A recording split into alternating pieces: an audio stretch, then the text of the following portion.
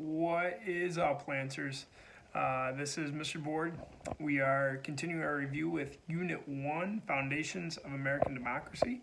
I am here today to talk to you about Topic 4. So we're talking about Topic 1.4, which is Challenges of the Articles of Confederation.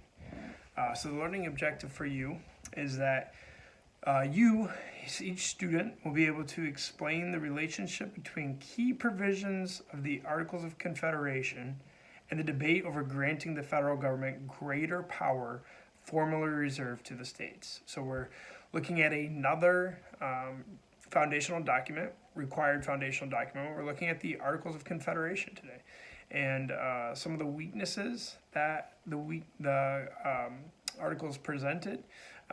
What was the Articles of Confederation? What were the weaknesses that occurred under it? And then obviously, right, Shays Rebellion, and it's all going to lead up to the need for a stronger national government. So we know that a confederation is essentially a type of government where the power rests in the subunits. So in this case, the states held most of the power, right? All the power to govern belonged to the states, and the national government was very weak, had very limited powers. So some of the essential knowledge that you need to know is that specific incidents and legal challenges that highlighted key weaknesses of the Articles of Confederation are represented by the lack of centralized military power to address Shays Rebellion and a lack of tax law enforcement power, right? So if we look at some of the weaknesses, first of all, what was the Confederation, right? It was a type of government where the power was vested in the states, and the states basically held the power. There was very limited powers given to the national government, right? Some of those powers included a legislative branch with very few powers, right? A legislative branch that could not tax, a legislative branch that did not have the power to raise a military, right? Which was the lack of a centralized military power.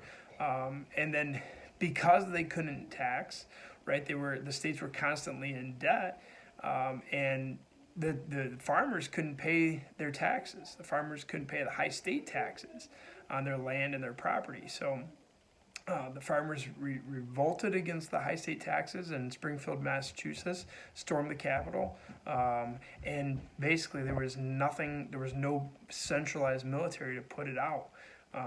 The government really couldn't do anything about it. So that was kind of the last straw in highlighting the weaknesses under the Articles. And other weaknesses included a lack of taxing power, a lack of Congress to raise a military. Congress had very limited powers, right? There was no power to coin money. Like a lot of the powers that we think of the Congress today, they didn't have.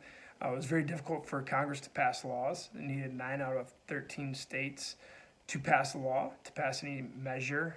They needed 13 out of 13 states to amend the Articles, right? And then there was no judicial branch. So any laws that were passed could not be interpreted by a judicial branch. There was no executive branch either. So the laws couldn't be carried out by a national executive. They were often carried out by the states, and the states began feuding over money, over land, over territory, right? It was a big mess, and it was all kind of highlighted by Shays Rebellion. And Shays Rebellion was the last straw that we needed as a country moving forward, a stronger national government. The Articles of Confederation and the lack of national government, the lack of power going to the national government was too weak. It wasn't good enough. So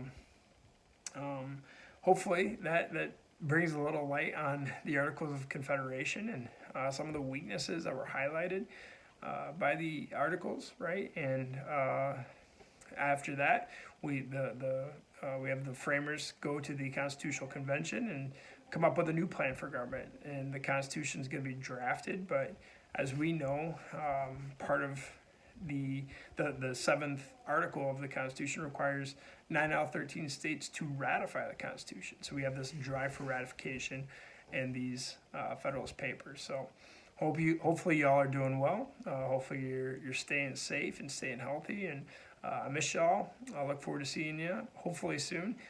Keep studying, keep preparing, and if you have any questions, feel free to reach out to me. If you need anything, same thing.